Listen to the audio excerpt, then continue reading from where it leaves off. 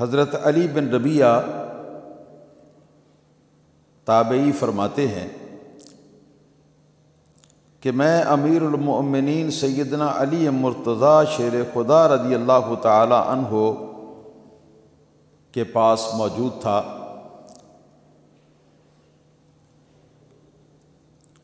آپ کے پاس ایک سواری کا جانور لایا گیا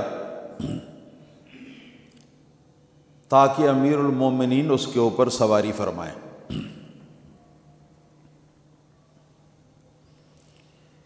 تو جب امیر المومنین نے اپنا پاؤں رکاب میں رکھا تو فرمایا بسم اللہ۔ جس وقت سواری کی پشت کے اوپر سیدھے ہو کے بیٹھ گئے تو فرمایا الحمدللہ۔ پھر یہ مشہور دعا جو سواری کے اوپر بیٹھتے وقت پڑھنے کے لیے ہے، سبحان الذی سخر لنا ھذا وما كنا له مقرنین وإنا إلی ربنا لمنقلبون، یہ دعا آپ نے پڑھی سواری کے اوپر بیٹھ کر۔ پھر آپ نے فرمایا الحمدللہ 3 مرتبہ اور اللہ اکبر فرمایا 3 مرتبہ۔ پھر عرض کیا اللہ تعالیٰ کی بارگاہ میں، سبحانک انی ظلمت نفسی فاغفر لی فإنہ لا یغفر الذنوب الا انت، یہ دعا پڑھی۔ ثم ضحک، پھر آپ ہنسنے لگے۔ تو شاگرد فرماتے ہیں کہ میں نے امیر المومنین سے یہ سوال کیا کہ کس بات پر، کس چیز کی وجہ سے آپ ہنسے ہیں؟ تو آپ نے فرمایا کہ میں نے رسول اللہ صلی اللہ تعالی علیہ وآلہ وسلم کو دیکھا کہ آپ نے ایسا ہی کیا تھا جیسا کہ میں نے کیا۔ پھر آپ نبی کریم صلی اللہ علیہ وسلم ہنسے تو میں بھی ہنسا سرکار کے ہنسنے کی وجہ سے۔ تو میں نے بھی سوال کیا اس وقت کہ یا رسول اللہ صلی اللہ تعالی علیہ وسلم کس بات کی وجہ سے آپ ہنسے؟ تو آپ نے فرمایا کہ جس وقت بندہ یہ عرض کرے کہ اے میرے رب میرے گناہ مجھے بخش دے، اور دل کے اندر بندے کی کیفیت یہ ہو کہ بندہ یہ سمجھ رہا ہو کہ اللہ تعالیٰ کے سوا اور کوئی اسے بخش نہیں سکتا، تو اس بات کی وجہ سے سرکار فرماتے ہیں بندہ جب یوں کہے، یہ جانتے ہوئے، یہ سمجھتے ہوئے، اس بات کو ذہن میں حاضر رکھتے ہوئے کہ اللہ کے سوا کوئی گناہ کو بخش نہیں سکتا، تو پھر کہے کہ رب اغفر لی ذنوبی، اے میرے رب میرے گناہوں کو بخش دے، تو اس بات پر اللہ تعالیٰ بہت راضی ہوتا ہے، اللہ تعالیٰ بہت خوش ہوتا ہے۔ تو اللہ تعالیٰ کے اس خوش ہونے کی وجہ سے میں بھی خوش ہوا ہوں اور ہنسا ہوں۔ حدیث پاک کا ترجمہ مکمل ہوا۔ جو حاکم ہو یا شیخ یا استاد ہو یا بڑا بزرگ ہو، اس کے لیے اگر اس کے عقیدت مند جو ہیں وہ سواری کا جانور یا سواری کی جو بھی چیز ہے اس کو تیار کر کے تو اس کے پاس لا کے پیش کریں سواری کے لیے، کہیں جانا ہو، تو یہ بات جو ہے یہ سنت ہے، یہ بات سنت ہے اپنے بڑوں کی، اپنے بزرگوں کی، اپنے حاکموں کی عزت افزائی کرنا، اس میں عزت افزائی ہے، اور یہ ایک خدمت کے اندر یہ چیز جو ہے یہ شمار ہوتی ہے۔ اور چونکہ یہ خدمت جو ہے خالصتاً لوجہ اللہ تعالی ہے، اللہ تعالیٰ کی وجہ سے، اللہ تعالیٰ کے تعلق کی وجہ سے، اور تو کوئی اس کی وجہ نہیں، لہٰذا یہ چیز جو ہے، یہ جو لوگ یہ خدمت انجام دیں ان کے لیے نیک انجام کا پیش خیمہ ہوگی، اور اللہ تعالیٰ وحدہ لا شریک کی بارگاہ سے ان کو اجر عظیم ملے گا۔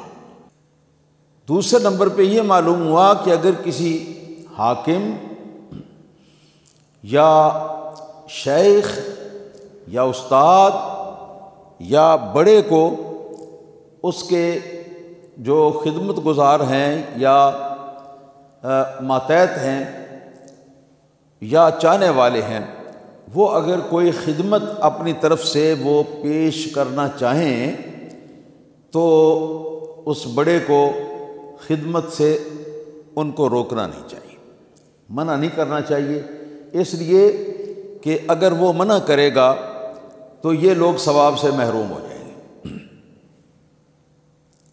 اگر ان کو خدمت کرنے کا موقع دے گا تو ان کو بھی اللہ تعالیٰ کی بارگاہ سے اجر عظیم ملے گا، اس لیے روکنا نہ چاہیے، اور یہ بات بھی سنت کے اندر داخل ہے۔ دوسرے نمبر پہ یہاں یہ مسئلہ معلوم ہوا کہ سرکار دو عالم صلی اللہ تعالیٰ علیہ وآلہ وسلم جب سواری پر بیٹھا کرتے تھے، سوار ہوا کرتے تھے، تو اس وقت سرکار کا طریقہ مبارکہ کیا تھا، اس کو ذرا اچھی طرح نوٹ فرما لیں کہ حضرت علی مرتضیٰ رضی اللہ تعالیٰ عنہ نے وہی کیا جو رسول اللہ صلی اللہ تعالیٰ علیہ وسلم کرتے تھے۔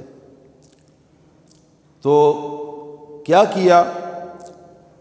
یہ کیا کہ جس وقت رکاب میں پاؤں رکھا تو پڑھا بسم اللہ، کہ جس وقت رکاب پر پاؤں رکھا تو مولا علی رضی اللہ تعالیٰ عنہ نے اس وقت فرمایا بسم اللہ۔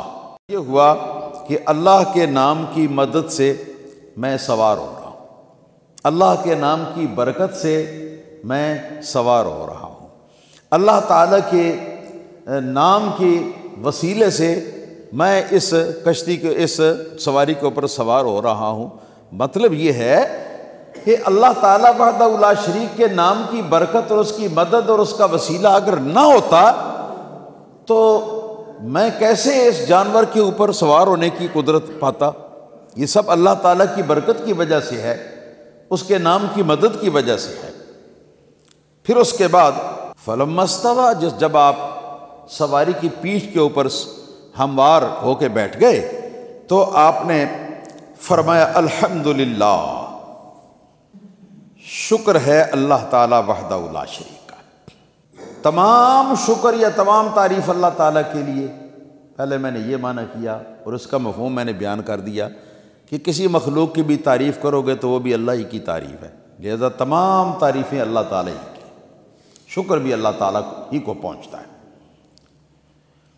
اس سے یہ بھی پتہ چلا کہ وہ جو اللہ کا شکر ادا کر رہے تھے تو وہ اس بات پر شکر ادا کر رہے تھے کہ اللہ پاک نے اپنے کمال لطف سے، کمال مہربانی سے میری سواری کے لیے یہ ایک جانور سواری کا جو ہے یہ مجھے مہیا فرمایا، تو اس پر اللہ تعالیٰ کا شکر ادا کرنا ہی چاہیے، لہذا آپ نے یہ شکر ادا کیا۔ ثم قال سبحان الذی سخر لنا ھذا وما كنا له مقرنین وانا الی ربنا لمنقلبون۔ سبحان الذی، پاک ہے وہ ذات، کس چیز سے پاک ہے؟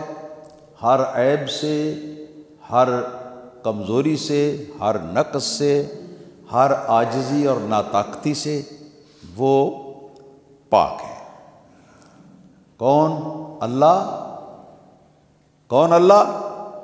الذی سخر لنا ھذا، جس نے اس جانور کو ہمارے لیے سواری کے مقصد سے مطیع کر دیا ہے، فرما بردار کر دیا۔ تو یہ اللہ تعالیٰ نے یہ نعمت عطا فرمائی ہے کہ سواری کے لیے جانور عطا فرمایا اور جانور کو اطاعت کا حکم دیا ہے کہ تو سوار کی اطاعت کر۔ تو جس نے اس جانور کو ہمارے لیے مسخر کیا، ہمارا مطیع بنایا، اس اللہ تعالیٰ کی میں تسبیح پڑھتا ہوں۔ ہاں جی، اسبح سبحان الذی سخر لنا ھذا۔ اور تسبیح کا مطلب ہے پاکیزگی بیان کرنا، یعنی یہ کہ جس نے یہ سواری مجھ کو عطا فرمائی ہے تو وہ ہر قسم کی عجز، کمزوری اور نقص اور ناطاقتی کے عیب سے اور ضعف سے وہ پاک ہے کہ وہ کسی کو اس طرح کا جانور جو ہے وہ اطاعت کے لیے دے دے اور سواری کے لیے عطا فرما دے۔ وَمَا كُنَّا لَهُ مُقْرِنِينَ، اس کا معنی ہے کہ حالانکہ ہم اس جانور کو اپنا مطیع اور فرما بردار بنانے کی طاقت رکھنے والے نہیں تھے۔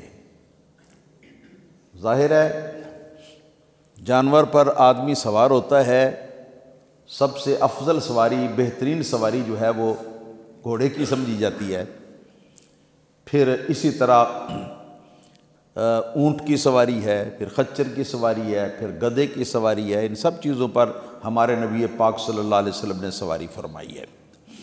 تو یہ جانور جو ہیں یہ اتنے طاقتور ہیں کہ انسان کے ساتھ ان کی طاقت کا کوئی مقابلہ نہیں۔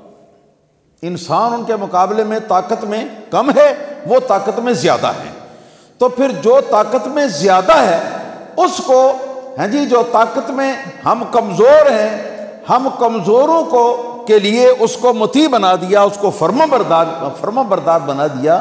تو یہ اللہ پاک وحدہ لا شریک کی یہ کمال شان ہے نا، اور اس کی کمال نعمت ہے، کمال اس کی نعمت ہے۔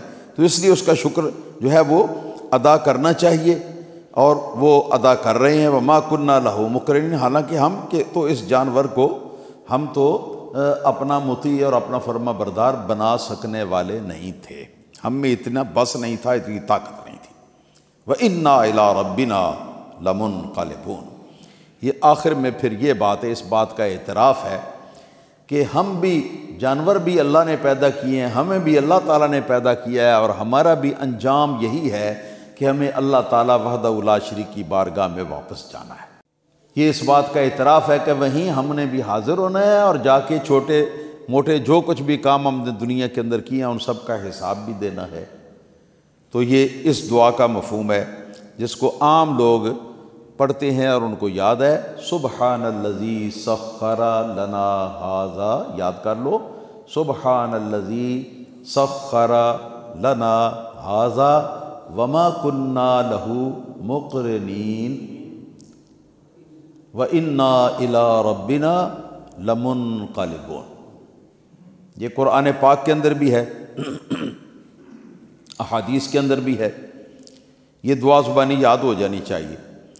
اس کے بعد پھر ثم قال الحمدللہ ثلاثا، اس کے بعد اللہ تعالیٰ کا شکر ادا کرتے ہوئے کہ اس نے اس طاقتور جانور کو ہمارے لیے مسخر کر دیا ہے۔ ہاں جی، یا آج کل کی بھی جو سواریاں ہیں ان کو اللہ پاک نے ہمارے لیے مسخر کر دیا ہوا ہے۔ کتنی بڑی بڑی سواریاں ہیں، ہوائی جہاز کو دیکھو، بس کو دیکھو، ٹرالے کو دیکھو، وین کو دیکھو، کار کو دیکھو۔ الحمدللہ پھر آپ نے 3 بار کہہ کر اللہ تعالیٰ کا شکر ادا کیا اس تسخیر سواری کے معاملے میں۔ پھر فرمایا اللہ اکبر 3 بار، اللہ اکبر 3 بار جو فرمایا تو اللہ تعالیٰ کی کبریائی اور اللہ تعالیٰ کی تعظیم کے بیان کے لیے مطلب یہ ہے کہ سب سے بڑا وہی ہے، سب سے زیادہ عظمت اسی کی ہے، سب سے بڑھ کر کبریائی اسی کے لیے ہے کہ اس اللہ تعالیٰ وحدہ لا شریک ہی نے ہمارے لیے یہ سواری جو ہے اس کو مطیع بنا دیا۔ پھر اس کے بعد سبحانک انی ظلمت نفسی، سبحانک اے اسبح سبحانک، مفعول مطلق ہے کہ میں مولا کریم تیری تسبیح بیان کرتا ہوں، تیری پاکیزگی کا بیان کرتا ہوں، تیری پاکیزگی بیان کرتا ہوں۔ انی ظلمت نفسی، اور میں اپنی کمزوریوں کا بیان کرتا ہوں کہ میں نے تیرا شکر جس طرح ادا کرنے کا حق تھا اس طرح ادا نہیں کر سکا، تو اس کو کما حقہ ادا نہ کر سکنے پر میں اعتراف کرتا ہوں اپنے قصور کا، اپنے عجز کا، اپنی کوتاہی کا۔ ثم فاغفر لی، تو اے مولا کریم پھر تو میری بخشش فرما، مجھے بخش دے کہ جس طرح تیری نعمت کا شکر ادا کرنے کا حق تھا اس طرح میں شکر ادا نہیں کر سکا اور کر سکتا بھی نہیں ہوں، میرے بس میں بھی نہیں ہے۔ لہذا مولا کریم فاغفر لی، مجھ کو بخش دے، فإنہ لا یغفر الذنوب الا انت، یا اللہ میں اس لیے کہتا ہوں تو مجھے بخش دے کہ میں جانتا ہوں کہ تیرے سوا کوئی بخشنے والا ہے بھی نہیں، تو ہی بخشے گا تو مجھے معافی ہوگی۔ یہ نبی کریم یہ حضرت امیر المومنین علی مرتضیٰ رضی اللہ تعالیٰ عنہ نے یہ سب الفاظ ادا فرمائے اپنی زبان سے۔ ثم ضحک، اس کے بعد آپ ہنس پڑے۔ تو یہ ہنسنا کس وجہ سے تھا؟ یہ حضرت علی بن ربیعہ جو شاگرد ہیں وہ فرماتی ہیں کہ میں نے حضرت مولا علی سے یہ سوال کیا کہ من ای شیء ضحکتا، کہ مولا آپ کس چیز کی وجہ سے ہنسے ہو، ہنسنے کی وجہ سمجھ میں نہیں آئی۔ یا امیر المومنین، اے امیر المومنین، اے امیر المومنین کہہ کے عرض کیا کہ آپ کس وجہ سے ہنسے؟ تو اے امیر المؤمنین کے لفظ سے یہ بات ثابت ہوتی ہے کہ یہ واقعہ حضرت مولا علی رضی اللہ تعالیٰ عنہ کی خلافت کے زمانے کا ہے، جب آپ امیر المؤمنین بن چکے ہوئے تھے، اس سے پہلے کا نہیں۔ اس پر دلالت کی امیر المؤمنین کا لفظ جو ہے اس کی بنا پر۔ کیوں ہنسے ہیں؟ قال، تو مولا علی رضی اللہ تعالیٰ عنہ نے جواب دیتے ہوئے علی بن ربیعہ کو ارشاد فرمایا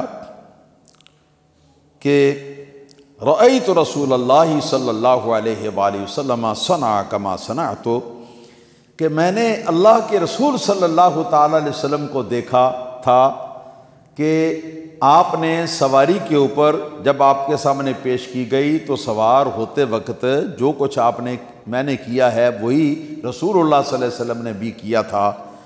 ثم ضحک، اور یہ سارا کچھ کرنے کہنے کے بعد نبی پاک صلی اللہ علیہ وسلم بھی ہنس پڑے تھے، آپ بھی ہنسے تھے۔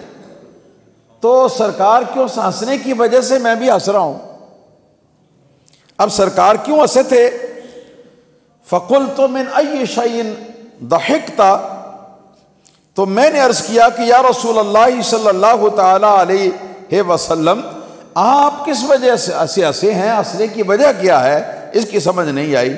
تو آپ نے یہ ارشاد فرمایا کہ ان ربک لیعجب من عبدہ، کہ اللہ تعالیٰ اپنے بندے پر تعجب فرماتا ہے اور اپنے بندے پر بڑا راضی ہوتا ہے، بڑا خوش ہوتا ہے جس وقت بندہ جو ہے وہ کہے کہ رب اغفر لی ذنوبی، ہاں جی، یعلم انہ لا یغفر الذنوب احد غیری، جس وقت بندہ یہ کہے کہ مولا اے میرے رب میرے گناہ بخش دے، اور یہ کہتے وقت اس کے ذہن کے اندر جو بات ہو وہ یہ ہو کہ وہ سمجھ رہا ہو کہ میرے سوا کوئی بخشنے والا نہیں ہے، یہ سمجھتے ہوئے جب وہ کہے تو اللہ تعالیٰ اس بندے سے خوش ہو جاتا ہے۔ بعض روایتوں کے اندر آیا ہے کہ اللہ تعالیٰ اس بندے کو بخش دیتا ہے۔ تو بندہ گناہ گار ہے، گناہ کی معافی مانگ رہا ہے اور مولا تعالیٰ اس سے خوش ہو جاتا ہے، تو خوش ہو جانے کا مطلب ہی یہ بنتا ہے کہ اس نے معاف کر دیا۔ تو سرکار دو عالم صلی اللہ علیہ وسلم نے فرمایا کہ اس تصور سے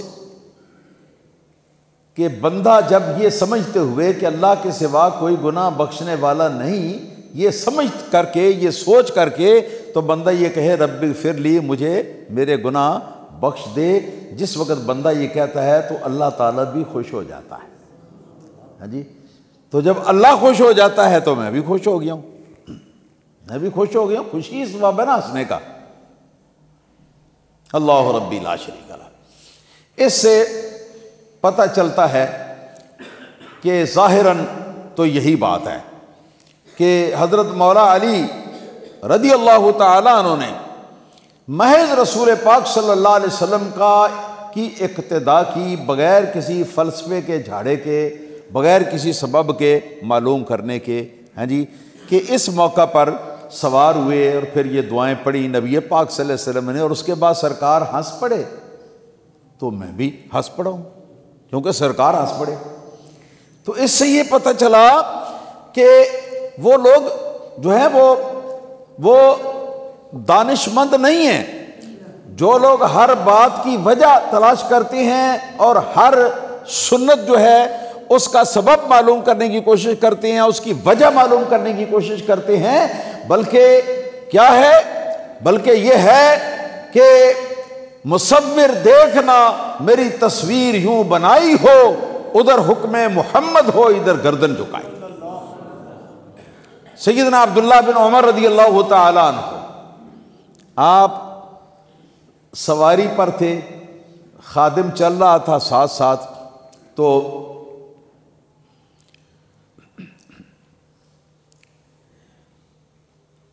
تو حضرت عبداللہ بن عمر رضی اللہ تعالیٰ عنہ کے راستے میں ایک خراب ویران سا ایک گھر آ گیا، مکان ویران۔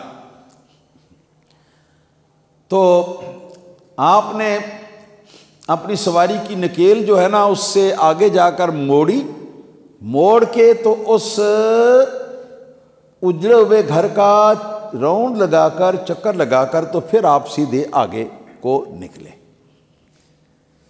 تو خادم کہتے ہیں کہ میں نے عرض کیا کہ اے میرے آقا، یہ بلا وجہ آپ نے یہ کیا کیا، آپ نے کہ چکر لگا کے اس مکان کا تو پھر آپ آگے چلے گئے؟ اس سے بہتر نہیں تھا کہ سیدھے آگے چلے جاتے تاکہ سفر کے اندر اور آسانی اور جلدی ہو جاتی سفر طے کرنے میں؟ تو آپ نے فرمایا مت پوچھ یہ کہ میں نے کیوں کیا، بس صرف اتنا ہے کہ میں رسول اللہ صلی اللہ علیہ وسلم کے ساتھ تھا، آپ کی ڈاچی کی نکیل میں نے پکڑی ہوئی تھی، یہاں سے گزرا، جس وقت گزرا تو نبی پاک صلی اللہ علیہ وسلم نے اپنی ڈاچی کی نکیل کو اس طرف کو موڑا مکان کے اوپر سے آ کے، پھر اس کا چکر لگا کر تو پھر نبی پاک صلی اللہ علیہ وسلم سیدھا آگے ڈاچی کو چلانے لگے۔ بس میں اور کچھ نہیں جانتا، میں صرف یہ جانتا ہوں کہ میرے پیارے آقا صلی اللہ تعالی علیہ وسلم نے ایسا کیا۔ تو سنت پر عمل کرنے کا حقیقی جو لطف ہے اور حقیقی جو سنت پر عمل کرنے کا مرتبہ اور مقام ہے وہ یہ ہے کہ آدمی سرکار کی محض سنت سمجھ کر کہ سرکار نے یہ کیا ہے لہذا میں کرتا ہوں، اور اس کے علاوہ یہ کیوں اور چونکہ اور چنانچہ اس بات کے اندر آدمی مت پڑے، نہ اس سے غرض رکھے، بس اس سے غرض رکھے کہ میرے آقا نے کیا ہے تو میں بھی کرتا ہوں۔ یہ کمال ہے اتباع سنت کا، جی اتباع سنت۔ اور اگر فوائد وغیرہ اس کے پوچھے آدمی کہ اس کا فائدہ کیا ہے اور کوئی عالم بتا دے اس کو فائدے، تو پھر تو یہ شبہ ہوگا نا کہ وہ فائدہ حاصل کرنے کے لیے یہ سنت پر عمل کر رہا ہے، حضور کا عمل سمجھ کے سنت پر عمل نہیں کر رہا، سمجھو کہ نہیں؟ تو اس لیے بات یہ ہے کہ سنت پر عمل کرنا دیوانہ وار اس طرح ہونا چاہیے کہ مجھے کچھ پتہ نہیں، بس صرف اتنا پتہ ہے کہ میری آقا صلی اللہ علیہ وسلم نے یہ کام کیا تھا تو میں بھی کر رہا ہوں، بس۔ اور یہ وہی کرے گا کہ جس کو رسول اللہ صلی اللہ تعالی علیہ وسلم کی سنت کی کامل حلاوت اور اس کی شیرینی حاصل ہو چکی ہوگی۔ اس کے لیے اتنا ہی بڑا ہے کہ جو حضور نے کیا میں وہ کر رہا ہوں، اتنا ہی بہت بڑا ثواب ہے، اتنی ہی بہت بڑی بات ہے، کسی اور وجہ کو معلوم کرنے کی ضرورت ہی نہیں۔